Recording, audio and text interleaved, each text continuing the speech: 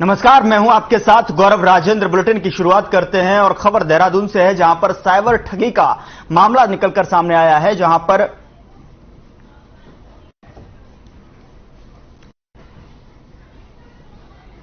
जिसमें कि साफ तौर पर साइबर क्राइम के बढ़ते मामलों पर मुख्य कोषाधिकारी बीएन पांडे ने मीडिया को जानकारी देते हुए बताया कि पेंशन को साल में एक बार लाइफ सर्टिफिकेट देना पड़ता है, लेकिन साइबर ठगी करने वाले उन लोगों को आसानी से अपना शिकार बना लेते हैं और उनका डाटा फोन में मांग लेते हैं। उन्होंने कहा कि कोषागार किसी से भी कोई जानकारी नहीं मांगता। उन्होंने इसको लेकर सभी से आगाह किया है कि लोग जागरूक बने और किसी को भी अपने निजी पासवर्ड या ओटीपी फोन पर ना बताएं। तो देहरादून से खबर आप तक पहुंचा रहे हैं, जहां पर साइबर क्राइम के बढ़ते मामलों पर मुख्य कोषाधिकारी बीएन पांडे ने मीडिया को जानकारी देते हुए बताया कि पेंशनरों को साल में एक बार लाइफ सर्टिफिकेट देना पड़ता है, लेकिन साइबर ठगी करने वाले उन लोगों को आसानी से अपना शिकार बना लेते हैं और उनका डाटा फोन के जरिए मांग लेते हैं। उन्होंने कहा कि कोषागार किसी से भी कोई जानकारी नहीं मांगता। उन्होंने इसको लेकर सभी से आगाह किया है कि लोग जागरूक बने और किसी को भी अपने निजी पासवर्ड या ओटीपी फोन पर ना बताएं।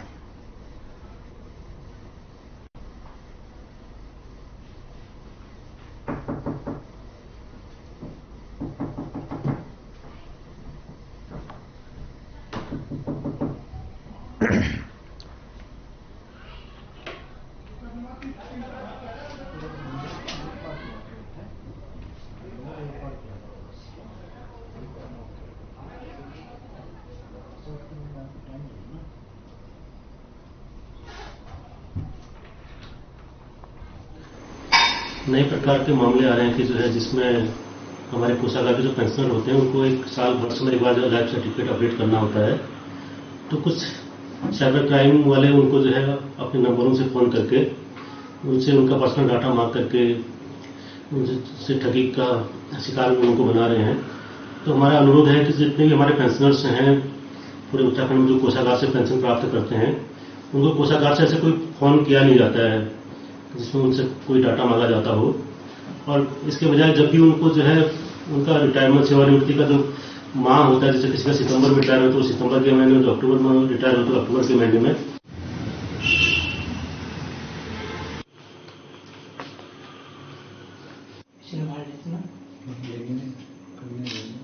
से है, जहां सीएम धामी ने आईएसबीटी का औचक निरीक्षण किया। इस मौके पर कई अधिकारी भी मौजूद रहे। उन्होंने सबसे पहले आईएसबीटी पहुंचकर यात्रियों से बातचीत की और बसों की स्थिति का जायजा लिया। निरीक्षण के बाद सीएम धामी ने बताया कि उन्होंने साफ सफाई की व्यवस्था को लेकर निर्देश दिए हैं। साथ ही आईएसबीटी से बसों को सही तरीके से चलाने के भी निर्देश दिए गए हैं। उनका कहना है कि यात्रियों को किसी भी तरह की कोई परेशानी नहीं होनी चाहिए।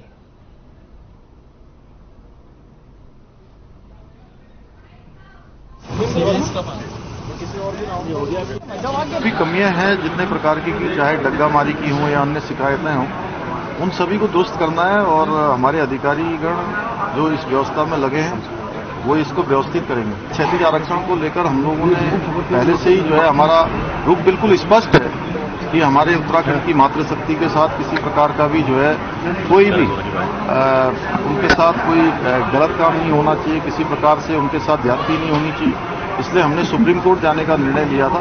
सुप्रीम कोर्ट में हम जा रहे हैं और इसके साथ साथ अध्यादेश लाने की भी तैयारी कर रहे हैं। ठीक है, थैंक यू।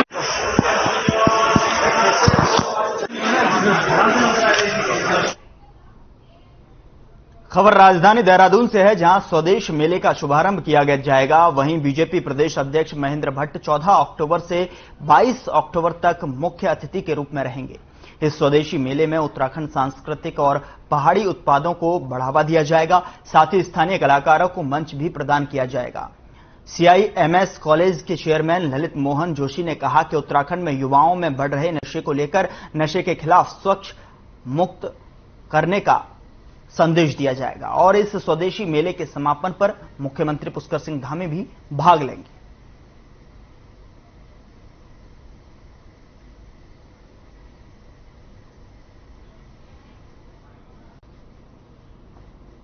कर रहे हैं। अन्य राज्यों के लोग भी यहाँ पर आएंगे, अपने स्टॉल लगाएंगे और निश्चित रूप से आप सबकी गरिमामयी उपस्थिति में देवभूमि देहरादून, उत्तराखंड के देहरादून जनपद में यह कार्यक्रम भव्य रूप से 10 दिवसीय ये कार्यक्रम का आयोजन 14 तारीख को माननीय प्रदेश अध्यक्ष जी, भाजपा के प्रदेश अध्यक्ष भट्ट जी के माध्यम से इसका शुभारंभ किया जाएगा। इसका समापन हमारे प्रदेश के मुख्यमंत्री आदरणीय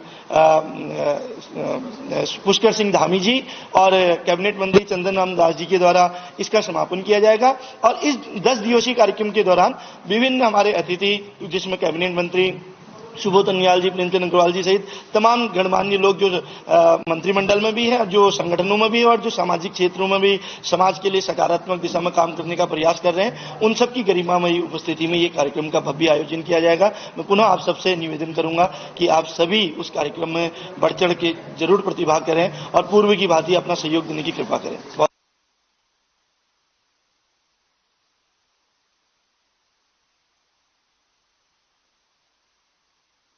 कैबिनेट मंत्री डॉक्टर धन सिंह रावत हरिद्वार दौरे पर पहुंचे, जहां उन्होंने हवन कर बहादुराबाद स्थित उत्तराखंड संस्कृत विश्वविद्यालय के 5 करोड़ रुपए की लागत से निर्मित होने वाले अतिथि गृह शिलान्यास किया। वहीं इस दौरान कार्यक्रम को संबोधित करते हुए कैबिनेट मंत्री डॉक्टर धन सिंह रावत ने कहा कि उत्तराखंड संस्कृत विश्वविद्यालय उत्तराखंड का सबसे अच्छा संस्कृत विश्वविद्यालय है।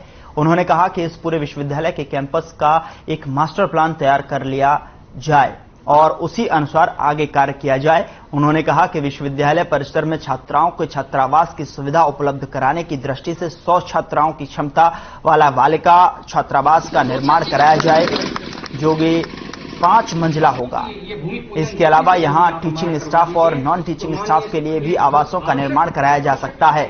उच्च शिक्षा मंत्री ने कहा कि उत्तराखंड संस्कृत विश्वविद्यालय को देश और विश्व का सर्वश्रेष्ठ विश्वविद्यालय बनाने के लिए देश के जो टॉप 10 विश्वविद्यालय हैं उनके साथ MOU किया जाएगा।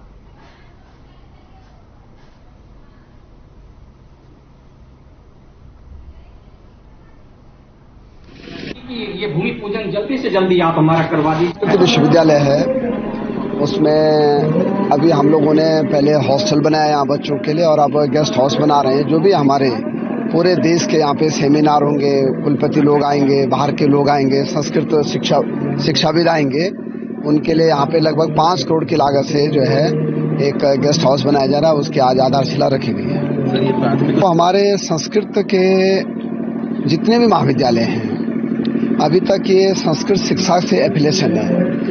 संस्कृत शिक्षा की यशस्वी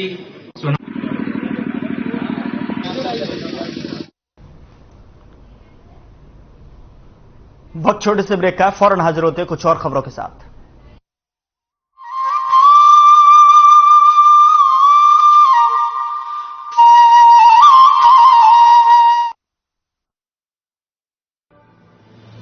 डेंगू से बचने के लिए जरूरी है आसपास पानी जमा ना होने दें। डेंगू से बचाव करना है तो याद रखिए ये सारी बातें।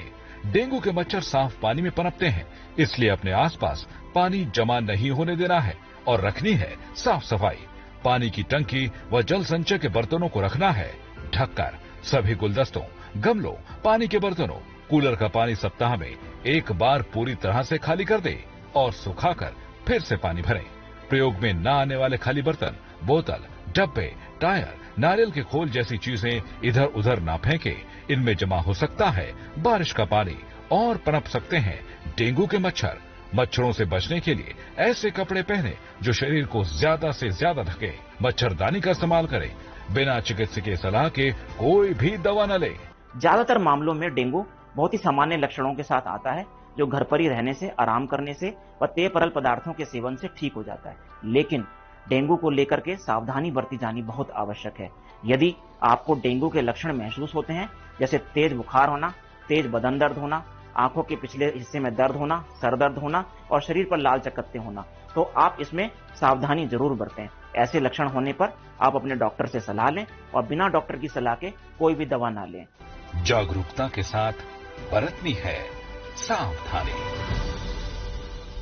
पंजाब है जसप्रीत का ठिकाना, मुंबई है आदर्श का आशियाना, केरल का गोविंदन निवासी, कोलकाता में जन्मे है काशी।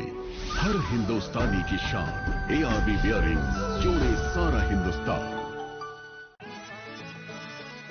अरे रंगों का उमंगों का, अरे रंगों का उमंगों का जज्बा कहाँ रुकता है। मन साफ है तेरा अंदर तो बाहर दिखता।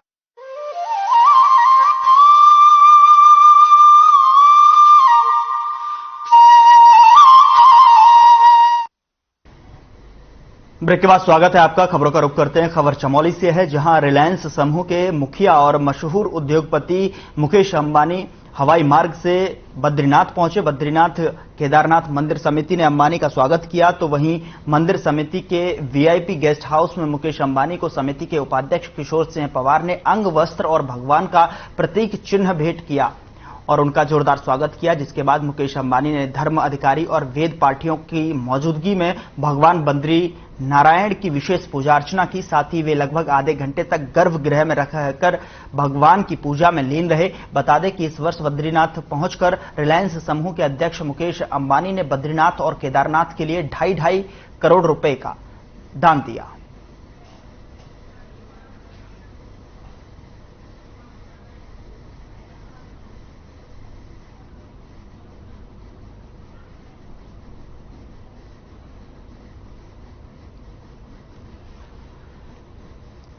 उधर उत्तराखंड के जसपुर में देर शाम हुई गोलाबारी की मामले में उत्तर प्रदेश पुलिस कर्मियों के खिलाफ हत्या और अन्य धाराओं में मुकदमा दर्ज किए गए हैं। उत्तराखंड पुलिस की टीमें उत्तर प्रदेश पुलिस कर्मियों की गिरफ्तारी को दबिश दे रही हैं। वहीं उत्तराखंड पुलिस के अपर पुलिस महानिदेशक बी मुरुगेशन ने कहा कि मामले में जो भी तहरीर सामने आएगी उसके हिसाब से मुकदमा दर्ज होगा।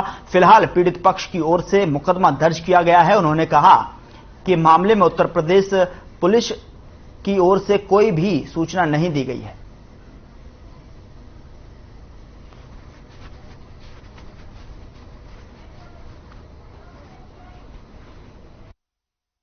उत्तराखंड पुलिस ने यानी कि उधम सिंह पुलिस ने अस्पताल पहुंचाया मरीजों का। फिर यहां पे लोग ज्यादा इकट्ठे थे, फिर येलो इशू को मेंटेन करने के लिए वहां पे फिर फोर्स से बुलाए गए।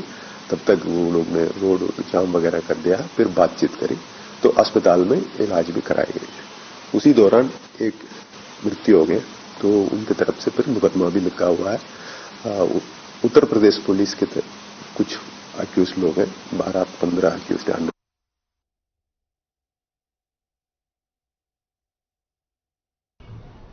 उधर बाजपुर चीनी मिल के पेराई सत्र को जल्द शुरू करने की मांग को लेकर किसानों ने चीनी मिल के GM हरवीर सिंह के साथ चीनी मिल गेस्ट हाउस में बैठक की।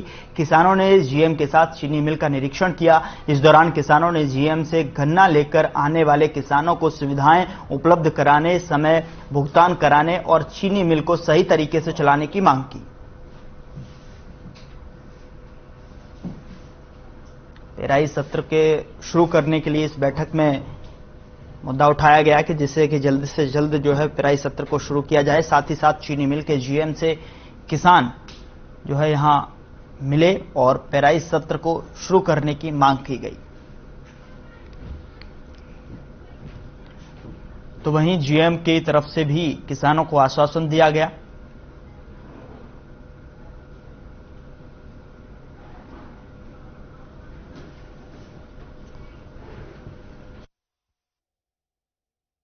पेराई सत्र प्रारंभ होने वाला, उससे पहले मेंटेनेंस का कार्य चल रहा है और माननीय मुख्यमंत्री जी और माननीय मंत्री जी चाहते हैं कि हमारा पेराई सत्र समय से प्रारंभ होके और समय से खत्म हो जाए, ताकि किसानों को गन्ना काट के गेहूं की बुआई करनी हो या आगे की फसलों की बुआई करनी हो, उसमें कोई उनको असुविधा ना होने पाए। साथ ही साथ चाहे वो पर्चियों का आवंटन हो या किसानों के लिए सुविधाएं हो, उनके लिए शौचालय हो, उनके बैठने की व्यवस्था हो, उनके पानी की व्यवस्था हो, ये सारी व्यवस्थाएं समय से पूरी कर जाए।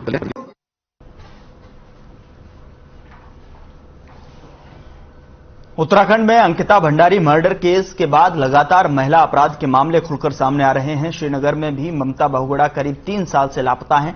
ममता के परिजनों का कहना है कि पुलिस ने मामले की जांच सही से नहीं की और अब मामले की लीपापोती करने में जुटी है। पुलिस प्रशासन के ऊपर राजनीतिक दबाव है। वहीं ममता के परिजनों ने सरकार से मामले की सीबीआई जांच कराने की मांग की। ममता बहुगुणा के भाई प्रदीप जोशी ने बताया कि ममता के ससुराल पक्ष ने इस मामले में पुलिस में रिपोर्ट तक दर्ज नहीं करवाई, जबकि वो अपने ससुराल से ही गायब थी। उल्टा उसकी बहन को बदनाम किया जा रहा है कि वो किसी के साथ भाग गई है।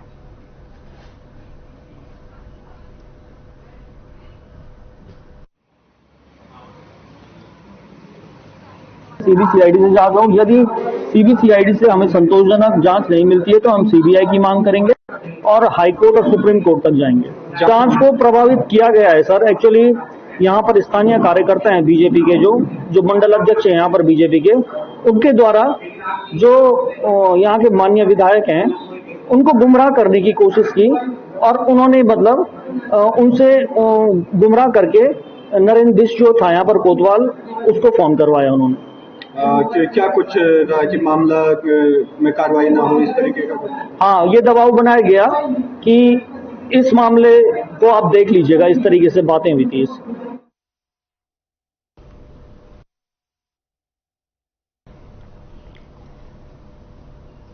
उधर काशीपुर जुड़का गांव में बाइक सवार 2 बदमाशों ने घर में घुसकर एक खनन व्यवसायी महल सिंह की गोली मारकर हत्या कर दी। हमले की वारदात घर में लगे सीसीटीवी कैमरे में कैद हो गई। सूचना मिलने पर पुलिस ने मामले की जांच कर आरोपियों को पकड़ने की कार्रवाई शुरू कर दी।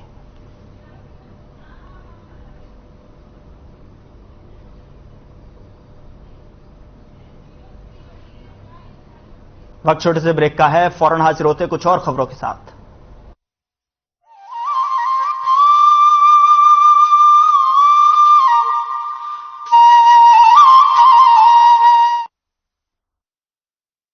फैल रहे लंपी स्किन रोग से निपटने के लिए उत्तराखंड सरकार कर रही है प्रयास। पशुपालकों को मिल रहा है इस बीमारी से लड़ने में सरकार का साथ। प्रदेश के कई जनपदों में लंपी स्किन रोग के मामले सामने आते ही उत्तराखंड सरकार जरूरी कदम उठा रही है। गौ वंश पर लंपी स्किन रोग का न पड़े प्रभाव, इसीलिए पशुपालक जरूर करें ये उपाय। पशुओं के बाड़े में मच्छर, काटने वाली मक्खी, जूं आदि रोग वाहकों का नियंत्रण करें। पशु आवास और उसके आसपास स्वच्छता पर विशेष ध्यान दें।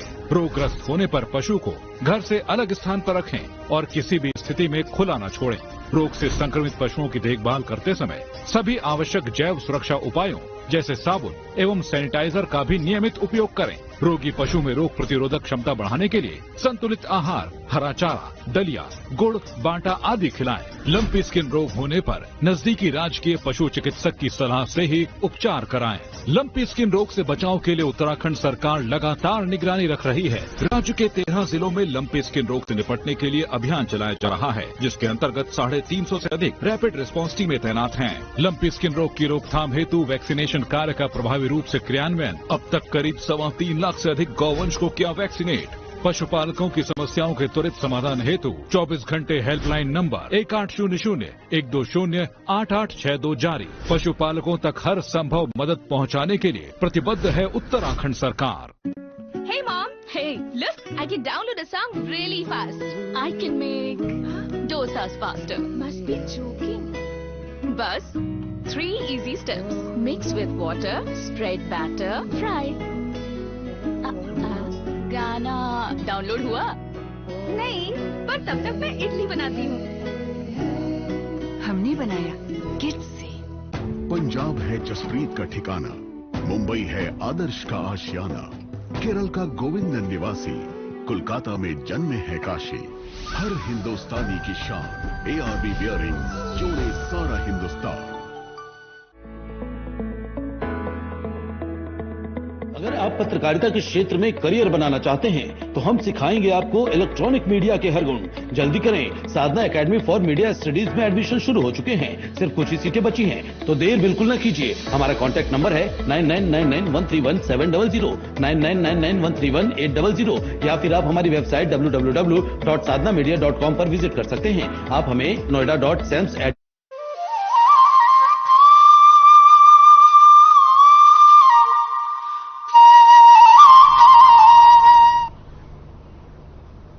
ब्रेक के बाद स्वागत है आपका। खबरों में आगे बढ़ते हैं। खबर सितारगंज से है, जहां पंडरी गांव में संदिग्ध परिस्थितियों में एक 8 साल के बच्चे का शव फांसी से लटका हुआ मिला, जिसके बाद से ही गांव में हड़कंप मच गया। बता दें कि मृतक बच्चे का नाम अर्श बताया जा रहा है। आपको बता दें कि जिस समय बच्चे का शव फांसी से लटका मिला, उस समय परिवार का कोई भी सदस्य घर पर नहीं था। फिलहाल मौके पर पहुंची पुलिस ने शव को कब्जे में लेकर पोस्टमार्टम के लिए भेज दिया है और मामले की जांच में जुट गई है।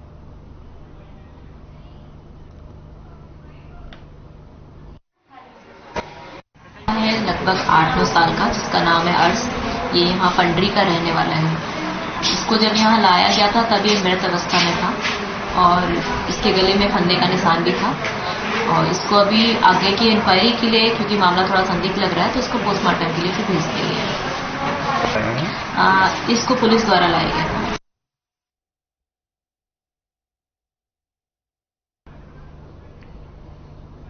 उधर रुड़की के बंदा मोहल्ले में नाली सफाई को लेकर 2 पक्षों में मारपीट हो गई, जिसमें 50 वर्षीय मोहम्मद साजिद को काफी चोटें आई हैं। तो वहीं मोहम्मद साजिद की पत्नी अफसाना ने बताया कि उनके पति घर के बाहर नाली की सफाई कर रहे थे। तभी पड़ोस में रहने वाले लोग वहां आज पहुंचे और कहने लगे कि तू नाली की सफाई क्यों कर रहा है, इससे हमारे घर के आगे पानी रुक जाएगा, और मोहम्मद साजिद के साथ मारपीट शुरू कर दी। आपको बता दें कि मारपीट में मोहम्मद साजिद की छाती में चोट लगने से मोहम्मद साजिद को सिविल अस्पताल लाया गया, जहां डॉक्टरों ने ट्रीटमेंट देकर मोहम्मद साजिद को भर्ती कर लिया है। वहीं घायल की पत्नी अफसाना का कहना है कि घटना को लेकर स्थानीय पुलिस को अवगत करा दिया गया है।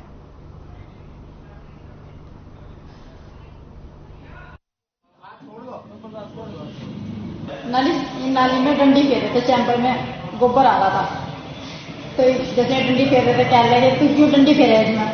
ये कह लगे भाई पानी निकल जाएगा, पीछे से सभी का आ रहा कि मैं चलवाऊंगा तेरे को, जिलाए के अंदर से पूरा लाया नाली में डाल दिया, मैं चलवाऊंगा, जिलाए के तेरे से पानी, तेरा पानी बंद कर दूंगा। इन्होंने कह दिया भाई पानी से कोई भी नहीं किसी का रोक सकता।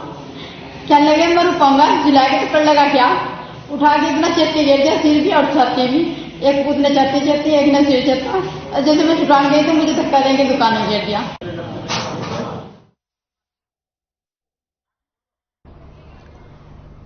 खबर चंपावत से है, जहां टनकपुर बनवसा में करवा चौथ पर्व को लेकर बाजार में रौनक बढ़ गई है। बाजार में उमड़ी महिलाओं की भीड़ खरीदारी करती नजर आ रही है। सुबह से ही कॉस्मेटिक, ज्वेलरी, कपड़े की दुकानों और मिठाइयों की दुकानों पर महिलाओं की भारी भीड़ देखी जा रही है।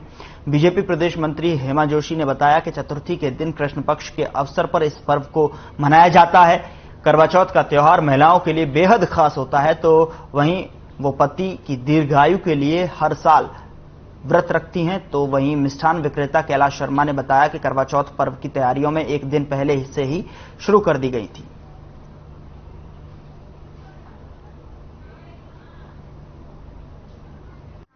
करवा चौथ ये चतुर्थी के दिन, इस दिन ये चंद्रमा हमारे कृष्ण पक्ष को ये करवा चौथ मनाया जाता है।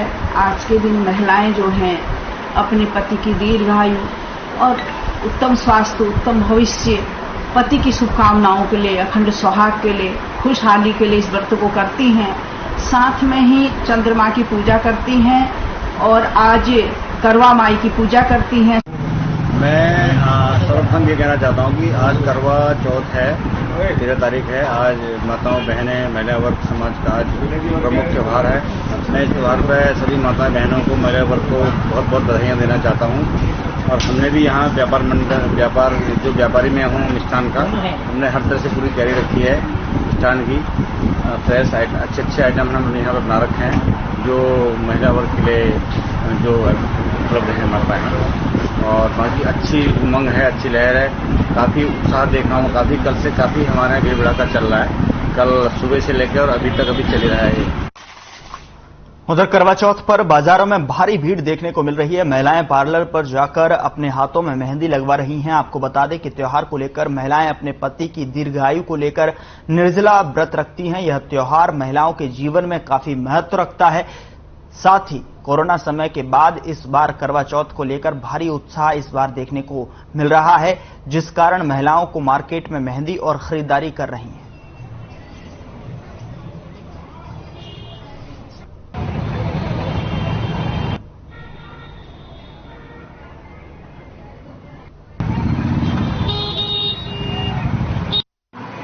ये सबसे अच्छा लगता है।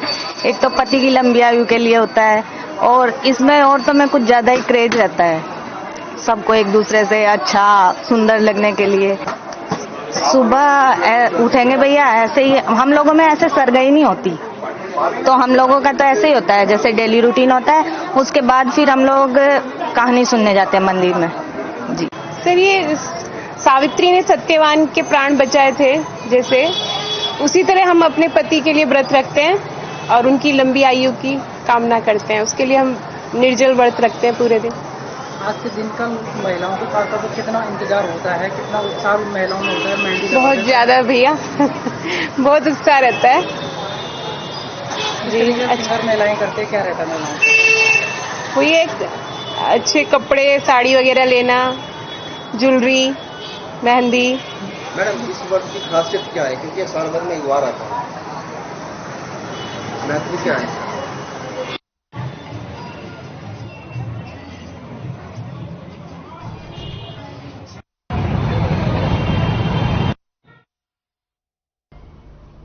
खबर दिनेशपुर से है, जहां बड़े धूमधाम और हर्षोल्लास के साथ दुर्गा मां का विसर्जन नगर क्षेत्र में झांकियों के रूप में दुर्गा मंदिर परिसर से नगर के विभिन्न क्षेत्रों का दौरा करते हुए धर्मनगर जलाशय में दुर्गा मां का विसर्जन किया गया। इस दौरान नगर पंचायत चेयरमैन सीमा सरकार ने कहा कि लगातार 4 दिनों से बारिश होने की वजह से विसर्जन की प्रक्रिया नहीं हो पाई थी, तो वहीं धूमधाम के साथ आज विसर्जन किया गया है। बता दें कि दुर्गा पूजा कमेटी के अध्यक्ष मृत्युंजय सरकार ने कहा कि बारिश की वजह से मां की विसर्जन कार्यक्रम नहीं हो पाया था। आज धूप निकलने के बाद मां का विसर्जन धूमधाम के साथ किया गया है।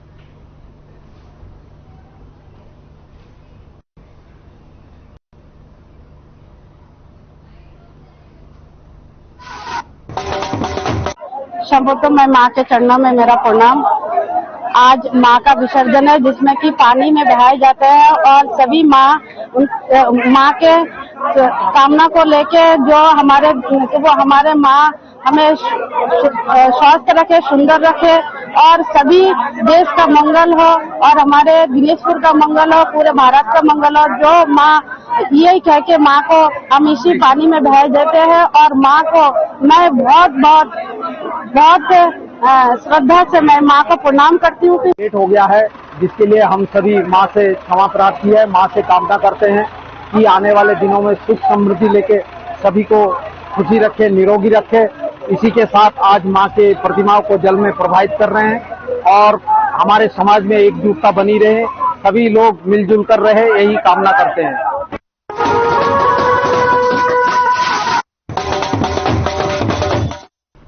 फिलहाल बुलेटिन में इतना ही। नमस्कार।